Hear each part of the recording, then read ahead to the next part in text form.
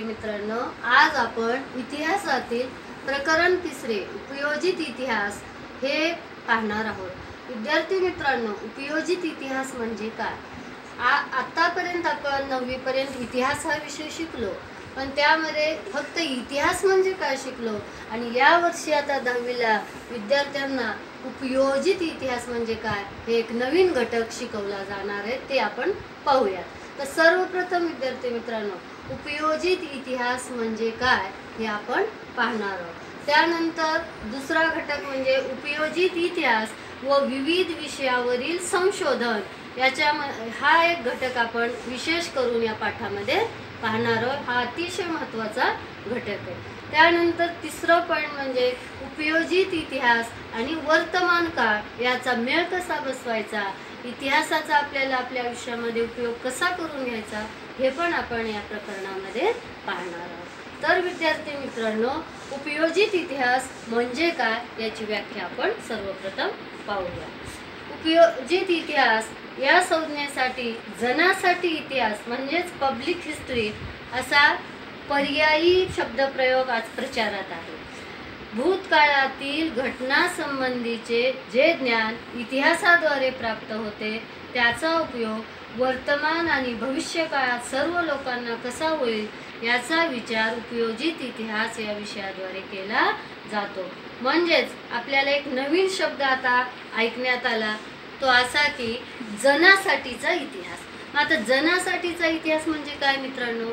तर जन म्हणजे लोक, हे तर आपल्याला माहीतच आहे।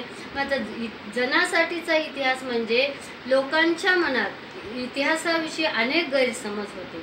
उदाहरणार्थ, पहिला गैरसमज असा आहे की इतिहास हा विषय फक्त इतिहासकारासाठी आणि इतिहास विषयाचा अभ्यास करू इच्छिणाऱ्या विद्यार्थ्यांसाठीच असतो असं लोकांना वाटतं। हा एक पहिला गैरसमज। दुसरा, दैनंदिन जीवनात इतिहासासारख्या विषयाचा काही उपयोगच नसतो, म्हणून इतिहास कशाला अभ्यासावा असा एक गैरसमज लोकांमध्ये आहे।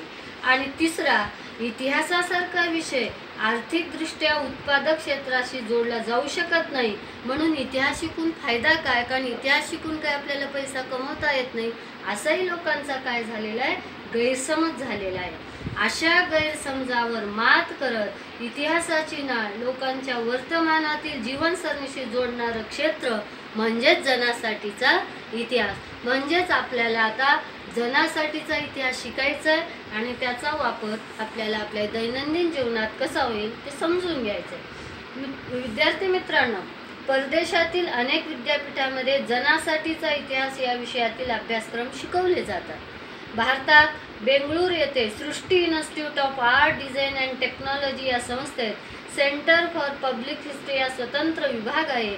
तिथे या विषयावर प्रकल्प आणि संशोधनाची कामं चालतात। आता विद्यार्थी मित्रांनो, या विषयाद्वारे उपयोजित इतिहास या विषयाद्वारे वर्तमानातील सामाजिक आव्हानांवर उपाययोजना करणे, सामाजिक उपयुक्ततेचे निर्णय घेणे यासारख्या गोष्टीसाठी पूर्वी होऊन गेलेल्या घटनांचे विश्लेषण दिशादर्शक ठरते। त्यासाठी इतिहासाचे ज्ञान आवश्यक असते। विद्यार्थी मित्रांनो, आपल्याला परीक्षेमध्ये एक कारणे द्या नावाचा प्रश्न असतो। त्यामध्ये आपल्याला या परिच्छेदावर इतिहासाचे ज्ञान आपल्याला का आवश्यक असते असा प्रश्न येऊ शकतो। 2 मार्कासाठी आपल्याला प्रश्न असतो। त्यासाठी हा घटक आपण पुन्हा एकदा समजून घेऊया। तर आपल्याला इतिहासाचं ज्ञान आवश्यक का असतं? तर आपल्याला आजच्या वर्तमानातील सामाजिक आव्हानांवर काही उपाययोजना करायच्या असतात, म्हणून मागलचा इतिहास आपल्याला उपयोगी पडतो। सामाजिक उपयुक्ततेचे निर्णय घेणे यासारख्या गोष्टीसाठी पूर्वी होऊन गेलेल्या घटनांचं विश्लेषण आपल्याला दिशा दाखवतं, म्हणून आपल्याला इतिहासाचं ज्ञान असणं आवश्यक असतं, कारण कालचा इतिहास आजचा आपला भविष्य घडवत असतं। मित्रांनो, उपयोजित इतिहासाच्या क्षेत्रात केवळ तज्ज्ञ व्यक्तीचाच नव्हे तर तुमच्या आमच्यासारख्या सर्वसामान्य लोकांच्या विविध अंगांनी सहभाग असू शकतो। असं काही नाही की इतिहास हा विषय फक्त तज्ज्ञ व्यक्तींनीच अभ्यासावा, तसं काही नाही। उदाहरणार्थ मित्रांनो, संग्रहालये, प्राचीन स्थळे यांना भेट देणारे हे पर्यटक असतात। या नात्याने त्यांचा सहभाग महत्त्वाचा असतो। आपण अनेक वेळा प्रवास करतो, प्रवासाला जातो, त्यावेळी सुद्धा आपल्याला इतिहास उपयोगी पडतो. पर्यटनामुळे लोकांमध्ये इतिहासासंबंधीची आवड वाढीस लागते. म्हणून तर इतिहास हा विषय शिकणं खरं तर पर्यटनातून शिकल्यावर आपल्याला आणखीन जास्त लक्षात राहतं. म्हणून तर शाळेतून वेगवेगळ्या ऐतिहासिक सहली काढल्या जातात. तसंच समाज मनामध्ये इतिहासाची जाणीव निर्माण होते. त्यांच्या स्वतःच्या शहरात गावात असणाऱ्या प्राचीन स्थळांच्या जतन आणि संवर्धनाच्या प्रकल्पामध्ये ते सहभागी होऊ शकतात. अशा पद्धतीनं आपण उपयोजित इतिहासाच्या द्वारे आपल्याला इतिहासामध्ये सहभागी होता येतं. असो विद्यार्थी मित्रांनो, अशा पद्धतीनं उपयोजित इतिहास हा घटक आपल्याला खूप महत्त्वाचा आहे. आता हा उपयोजित इतिहास म्हणजे जनासाठीचा इतिहास, या इतिहास व विविध विषयावरील संशोधन ह्या विषयाकडे आपल्याला आज वळायचं आहे. आणि अतिशय या पाठातला महत्त्वपूर्ण हा घटक आहे. तर विद्यार्थी मित्रांनो, तुम्ही अतिशय लक्ष देऊन आता हा घटक पहा. तर मित्रांनो, उपयोजित इतिहास आणि विविध विषयामधील संशोधन याच्यामध्ये आपल्याला मुख्यतः 7 प्रकारचे या ठिकाणी पॉइंट दिसत आहेत. सर्वप्रथम आहे उपयोजित इतिहास आणि तत्वज्ञान. या विषयामध्ये आपल्याला उपयोजित इतिहास कुठे उपयोगी पडतो, तसेच विज्ञान या क्षेत्रामध्ये आपल्याला इतिहासाची कुठे कुठे मदत होणार आहे. तंत्रज्ञान, उद्योगधंदे व व्यापार, व्यवस्थापन शास्त्र, कला, मानवी ज्ञान शाखा या सर्व घटकामध्ये आपल्याला उपयोजित इतिहासातून संशोधन करता येते. म्हणून हे सर्व घटक आपल्याला लक्षपूर्वक अभ्यासायचे. तसंच परीक्षेमध्ये आपल्याला एक संकल्पना चित्र पूर्ण करा असा एक प्रश्न असतो. त्या ठिकाणी सुद्धा 2 मार्कासाठी हे 7ही घटक आपण पाठ करायचे. त्यापैकी कोणतेही 4 घटक आपल्याला लिहावे लागतात. अशा पद्धतीनं हा विषय, तसेच दीर्घोत्तरी प्रश्नसुद्धा या घटकावर परीक्षेत विचारले जातात. तर मित्रांनो, इतिहास भूतकाळात घडून गेलेल्या घटनांशी संबंधित असतो. वर्तमानात दिसणाऱ्या मानवी जीवनाची घडण त्या घटनांवर आधारलेली असते. मग त्या घटना राजकारणातल्या असतील, सामाजिक धार्मिक संघटन, तत्वज्ञान, तंत्रज्ञान, विज्ञान यासारख्या विविध क्षेत्रामध्ये घडलेल्या असतात. प्रत्येक क्षेत्रातील ज्ञान संचयाचा स्वतंत्र इतिहास असतो. त्या क्षेत्रातील पुढील वाटचालीची दिशा या ज्ञान संचयाच्या स्थितीवर अवलंबून असते. त्या अनुषंगाने अनेक विषयांच्या संशोधनात इतिहासाची संशोधन पद्धती उपयुक्त ठरते. तर आता आपल्याला हे जे 7 घटक दिलेले आहेत, त्या 7ही घटकाचं पूर्ण आपल्याला खोलात जाऊन विश्लेषण पाहायचंय की या घटकामध्ये आपल्याला इतिहासाची संशोधन पद्धती उपयुक्त कशी ठरते ते आता आपण पाहूया. तर सर्वप्रथम येतं तत्वज्ञान. विद्यार्थी मित्रांनो, तत्वज्ञान म्हणजे काय? विविध विचारसरणीचा उगम, त्यामागील वैचारिक परंपरा आणि त्या विचारसरणीच्या वाटचालीचा इतिहास समजून घेणे यासाठी तत्वज्ञानाचा इतिहास अभ्यासावा लागतो. तत्वज्ञान समजून घेताना ते तत्वज्ञान ज्या भाषेतून व्यक्त झाले त्या भाषेच्या इतिहासाचाही उपयोग होतो. आता आपण पाहूया पॉइंट नंबर 2, विज्ञान. विज्ञान आपल्याला सगळ्यांचा आवडीचा विषय. विज्ञानामध्ये वैज्ञानिक शोध आणि सिद्धांत यांचा कालक्रम आणि त्या शोधामागील कारण परंपरेची साखळी समजावून घेणे यासाठी विज्ञानाचा पण इतिहास अभ्यासावा लागतो. गरज ही शोधाची जन्य असते असं म्हटलेलं आहे. आपण पाहतो सगळे जे काही शोध लागले ते गरजेतून लागलेले आहेत. अनेकदा वैज्ञानिक शोध हे मानवी गरजांची पूर्ती, जिज्ञासेचे समाधान करण्याच्या प्रयत्नातून लागलेले होते. विद्यार्थी मित्रांनो, तुम्हाला माहीतच असेल तर न्यूटननं गुरुत्वाकर्षणाचा शोध लावला. तो झाडाखाली बसला होता, वरून सफरचंद खाली पडला आणि त्याच्या मनामध्ये एक उत्सुकता निर्माण झाली की हे वरून खालीच का पडलं. आणि या उत्सुकतेपोटी त्याने खूप प्रयत्न केले आणि त्याने गुरुत्वाकर्षण शक्तीचा शोध लावला. असे अनेक शोध हे गरजेतून आणि उत्सुकतेतून लागलेले आहेत. या शोधामागील कारण परंपरा, कालक्रम समजून घ्यायचा असेल तर विज्ञानाच्या इतिहासाचं ज्ञान आपल्याला उपयोगी पडतं. म्हणजे सांगायचं हे की मित्रांनो की विज्ञान असो की तत्वज्ञान त्या विषयाचा सुद्धा इतिहास असतो आणि तो इतिहास अभ्यासल्यानंतर तो घटक आणखीन आपल्याला कळायला सोपा जातो. आता यानंतर आपण पाहूया आपल्या विविध विषयावरील संशोधनातलं तिसरं घटक आहे तंत्रज्ञान. विद्यार्थी मित्रांनो, आजचं युग हे डिजिटल युग आहे, तंत्रज्ञानाचं युग आहे. कृषी उत्पादन, वस्तूचं उत्पादन, स्थापत्य, अभियांत्रिकी इत्यादीमध्ये होत गेलेले बदल आणि त्यामागील कारण परंपरेची साखळी समजावून घेणे यासाठी तंत्रज्ञानाचा इतिहास अभ्यासावा लागतो. वैज्ञानिक शोध, तंत्रज्ञानातली प्रगती परस्परावलंबी असतात. मानवाच्या उत्क्रांतीच्या वाटचालीत दगडी हत्यारे घडवण्यापासून ते कृषी उत्पादनाच्या विकासापर्यंत त्याला समजलेले विज्ञान आणि त्यावर आधारलेले तंत्रज्ञान अत्यंत महत्त्वाचे होते. पुढे विज्ञानाच्या प्रगतीमुळे उत्पादन प्रक्रियांचे यांत्रिकीकरण झाले. ते कसे होत गेले, विज्ञान आणि तंत्रज्ञान कसे नेहमीच एकमेकावर अवलंबून असतात हे समजण्यासाठी तंत्रज्ञानाचा इतिहास समजावून घेणे आवश्यक आहे. विद्यार्थी मित्रांनो, आता आपल्याला माहित आहे सगळ्यांना, समजा आता ऊर्जेचा शोध लावलो आपण, पण ती ऊर्जा जर वापरायची असेल तर त्याच्यासाठी एखादं साधन लागतं. आपण डायरेक्ट समजा आता ऊर्जेला जर हात लावला तर आपण जिवंत राहत का? नाही. म्हणजेच हे विज्ञानानं ऊर्जेचा शोध लावला, बरोबर आहे, परंतु त्या ऊर्जेचा वापर करण्यासाठी मग आपण फ्रीज, फॅन, कूलर अशा काय केले, तंत्रज्ञान शोधून काढले. आणि अशा पद्धतीनं त्या तंत्रज्ञान आणि विज्ञान हे दोघंही कसे आहेत, एकमेकावर खूप अवलंबून असतात आणि हे सगळं समजून घेण्यासाठी तंत्रज्ञानाचा इतिहास सुद्धा आपल्याला अभ्यासावा लागतो. आता यानंतर आपण पाहूया उद्योगधंदे आणि व्यापार. उद्योगधंदे आणि व्यापार यामुळे मानवी समाजामधील परस्पर व्यवहाराचं क्षेत्र विस्तारतं. त्यामुळे सांस्कृतिक संबंधाचे जाळे सतत विकसत असते. उद्योगधंदे आणि व्यापाराच्या व्यवस्थापनाचाच हा एक भाग असतो. त्यांचा इतिहास समजावून घेणे महत्त्वाचे असते. बाजार आणि व्यापार यांचे स्वरूप बदलत गेले. या सर्वामागील मानवी नात्यांचं स्वरूप आणि समाजरचना बदलत गेली.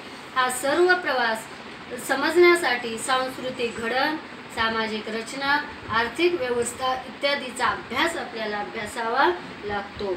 अशा पद्धतीनं उद्योगधंद्यात आजपर्यंत जे काही बदल होत गेले ते समजून घेण्यासाठी, व्यापारात झालेले बदल समजून घेण्यासाठी आपल्याला उद्योगधंदे आणि व्यापार याचा इतिहास अभ्यासावा लागतो. यानंतर आपला पुढचा घटक आहे व्यवस्थापन शास्त्र.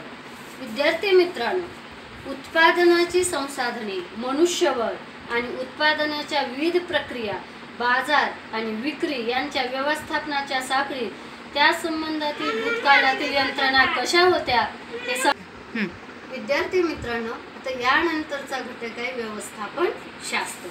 तर आपण पाहूया उत्पादनाची संसाधने, मनुष्यबळ, उत्पादनाच्या विविध प्रक्रिया, बाजार आणि विक्री यांच्या व्यवस्थापनाच्या साखळीत त्या संबंधातील भूतकाळातील यंत्रणा कशा होत्या हे समजावून घेणं आवश्यक असतं. या साखळीत गुंतलेल्या विविध स्तरावरील लोकांची परंपरागत मानसिकता समजावून घेण्यासाठी या सर्वांचा डोलारा ज्या वेगवेगळ्या सामाजिक आणि आर्थिक संस्थांच्या संघटनावर अवलंबून असतो त्यांचा इतिहास समजला तर वर्तमानात विविध पातळ्यावरील व्यवस्थापन करणं आपल्याला सोपं जातं. विद्यार्थी मित्रांनो, तुम्हाला माहीतच असेल की आपल्याला या 12वी किंवा डिग्री नंतर आपल्याला एक व्यवस्थापन शास्त्र नावाचा एक कोर्स असतो आणि तो कोर्स करताना या घटकामधला सगळा इतिहास आपल्याला त्या ठिकाणी माहीत असलं तर ते शास्त्र शिकणं सोपं जातं. कारण कोणत्याही गोष्टीचं व्यवस्थापन करताना त्याचा मागचा इतिहास माहीत असलं तर त्याचा वर्तमानाशी आपल्याला संबंध जोडता येतो आणि मग त्या ठिकाणी आपल्याला कोणत्याही कार्यामध्ये लवकर यश मिळवण्यासाठी सोपं जातं. म्हणून हा इतिहास विषयच असा आहे की तो त्या ठिकाणी आपल्याला मदत करतो. विद्यार्थी मित्रांनो, यानंतर आता पुढचा घटक आहे कला. विविध कला क्षेत्रामधील अभिव्यक्ती व त्यामागील वैचारिक, भावनिक, सांस्कृतिक परंपराच्या आधाराने झालेला कलांचा विकास समजावून घेणे महत्त्वाचे असते. कोणत्याही कला आविष्काराचे मर्म, कलाकृतीच्या निर्मात्याची मानसिकता आणि विशिष्ट कलाशैलीच्या विकासाचा क्रम सांस्कृतिक इतिहासाच्या अभ्यासाद्वारे आपल्याला समजू शकतो। म्हणून कलेचा अभ्यास करताना आपल्याला सांस्कृतिक इतिहास त्या कलेचा जर शिकलो, संस्कृती शिकलो, कला शिकलो, त्याच्या मागचा इतिहास शिकलो तर ती कला आपल्याला पूर्ण समजते। कारण कोणतीही कला तयार होताना त्या कलाकाराचं एक वर्म असतं, त्या कलेमध्ये कलाकृतीच्या निर्मात्याची एक वेगळी मानसिकता असते, त्या मानसिकतेतून ती कला तो तयार करत असतो। म्हणून त्याचा इतिहास माहीत असलं तर त्या कलेकडे आपल्याला पूर्ण त्या कलेचा आस्वाद घेता येतो आणि ती कला आपल्याला समजू शकते। यानंतर विद्यार्थी मित्रांनो, उपयोजित इतिहासातल्या विविध विषयावरील संशोधनात आपल्याला शेवटचा घटक पाहायचा तो म्हणजे मानवीय ज्ञानशाखा। इतिहास, पुरातत्व, समाजशास्त्र, मानवशास्त्र, राज्यशास्त्र, अर्थशास्त्र यासारख्या ज्ञानशाखांचा उगम आणि विकास यांचा इतिहास समजावून घेणे हे ज्ञानशाखांच्या अभ्यासाचा आवश्यक भाग आहे। तत्वज्ञान ही विज्ञान आणि इतर सर्व ज्ञानशाखांची जननी मानली जाते। वैश्विक पसारा आणि मानवाचे त्यातील अस्तित्व यांचा परस्पर संबंध समजून घेण्याच्या जिज्ञासेतून जगभरातील सर्वच मानवी समाजामध्ये त्या संबंधीचे अनुमाने लोक बांधू लागले।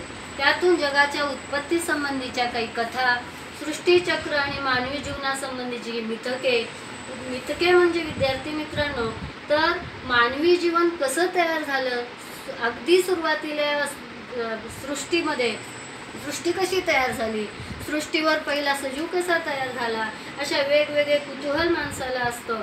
आणि मग या ठिकाणी हे पहिल्यांदा ही कशी तयार झाली सृष्टी ही कथेतून विद्यार्थ्यांना किंवा मानवाला सांगितली जाते, त्याला मिथके असे म्हणतात। आणि अशा या सृष्टीचक्र आणि मानवी जीवनासंबंधीची मिथके, कथा, देवदेवता संबंधीच्या कल्पना, देवदेवतांना प्रसन्न करण्यासाठी केलेले वेगवेगळे विधी, त्यासंबंधीचे तात्विक विवेचन यांचा विकास झाला। प्राचीन लोकांनी केलेल्या या गोष्टीविषयीच्या विचारात तत्वज्ञानाची बीजे आहेत। हे सगळं आपल्याला ही तत्वज्ञानाची बीजे पाहायची असतील तर आपल्याला या सर्व गोष्टी समजून घ्याव्या लागतील। इथे उल्लेख केलेल्या मानवीय शाखेतील विविध शाखांच्या विकासाला तत्वज्ञानातील सिद्धांताचा पाया आहे। म्हणून तत्वज्ञान ही या सर्व शाखांची एक जननी मानली जाते। तसंच इतिहासाच्या आधारे या वाटचालीचे आपल्याला आकलन होऊ शकते। तर विद्यार्थी मित्रांनो, अशा पद्धतीनं तत्वज्ञान, विज्ञान, तंत्रज्ञान, उद्योगधंदे व व्यापार, व्यवस्थापनशास्त्र, कला, मानवीय ज्ञानशाखा या सर्वच विषयामध्ये जर आपल्याला संशोधन करायचं असेल तर त्या ठिकाणी उपयोजित इतिहास आपल्याला मदत करतं आणि त्यासाठी त्या ज्ञानशाखेच्या आपल्याला इतिहासाची गरज असते। अशा पद्धतीने हा घटक विद्यार्थी मित्रांनो तुम्हाला कळालाच असेल। आता आपण पाहूया आजचा तिसरा घटक, उपयोजित इतिहास व वर्तमान काळ यांचा सहसंबंध कसा आहे।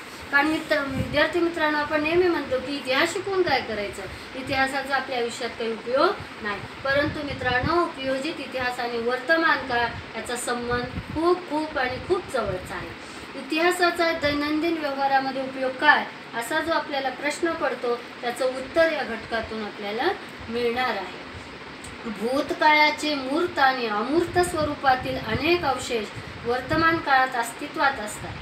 त्यांच्याबद्दल आपल्या मनात कुतूहल असते, आत्मीयता असते। त्यांच्या अस्तित्वाचा इतिहास आपल्याला समजावून घ्यावासा वाटतो, कारण ते आपल्या पूर्वजांनी निर्माण केलेल्या कलाकृतीचं, परंपराचं काय असतं, अवशेष असतात। तो आपला सांस्कृतिक वारसा असतो आणि आपला सांस्कृतिक वारसा पाहणे, ऐकणे याविषयी मानवाला कधीही कुतूहल वाटतं। ती आपली ओळख असते। त्याच्या इतिहासाचे ज्ञान आपल्याला आपल्या उगमाकडे घेऊन जाणारे असते। त्यामुळे तो सांस्कृतिक वारसा आपल्या आणि पुढच्या पिढीच्या हितासाठी दीर्घकाळ जतन करण्याची, त्याचे संवर्धन करण्याची आवश्यकता निर्माण होते। उपयोजित इतिहासाच्या आधारे मूर्त आणि अमूर्त स्वरूपातील सांस्कृतिक वारशाचे जतन आणि संवर्धन करता येते। विद्यार्थी मित्रांनो, मूर्त आणि अमूर्त हे जे दोन शब्द आपल्याला आता ऐकायला भेटायले त्याचं विश्लेषण पुढच्या घटकात येणारच आहे। तर अशा पद्धतीनं सांस्कृतिक वारशात दोन प्रकार असतात, हे समजून घ्या। एक मूर्त सांस्कृतिक वारसा आणि दुसरा अमूर्त सांस्कृतिक वारसा, आणि त्याचं जतन करणं ही आपली जबाबदारी आहे। त्यामुळे व्यवसायाच्या आपल्याला अनेक संधीसुद्धा मिळत असतात थोडक्यात सांगायचं म्हणजे इतिहासाच्या आधारे वर्तमान काळाचं यथायोग्य आकलन आणि भविष्य काळासाठी दिशादर्शन असे उपयोजित इतिहासाचे वर्णन करता येईल। तर अशा पद्धतीनं विद्यार्थी मित्रांनो, थोडक्यात तुम्हाला सांगायचं म्हणजे इतिहासाचा जर आपण अभ्यास केलो तर त्याच्या आधारे आज आपण ज्या गोष्टीचा अभ्यास करणार आहोत त्याचं यथायोग्य आपल्याला ज्ञान प्राप्त होतं आणि त्याच पद्धतीनं भविष्य काळात आपल्याला काय दिशा ठरवायची आपल्याला त्याचं सुद्धा आपल्याला मार्गदर्शन होतं। म्हणून उपयोजित इतिहास हा एक खूप अतिशय महत्त्वाचा घटक आपल्याला अभ्यासात ठेवलेला आहे। त्यातील आपण आजच्या तासाला या 3 पॉईंटवर विशेष भर दिलेले। विद्यार्थी मित्रांनो, याचं तुम्ही पुन्हा घरी वाचन करा, पाठांतर करा। यानंतर एखादी संकल्पना कळाली नसेल तर तुम्ही मला प्रश्न विचारून त्या संकल्पना तुम्ही तुमची स्पष्ट करून घेऊ शकता। धन्यवाद, नमस्कार।